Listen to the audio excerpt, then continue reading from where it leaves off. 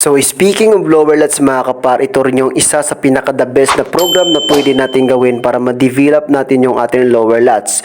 So sa program na ito mga kapar is meron ding portion dito na matatamaan din yung ating bicep tsaka yung forearms.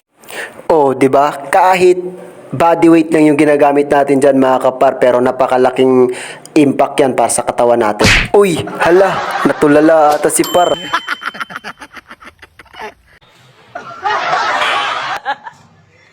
Ang nam.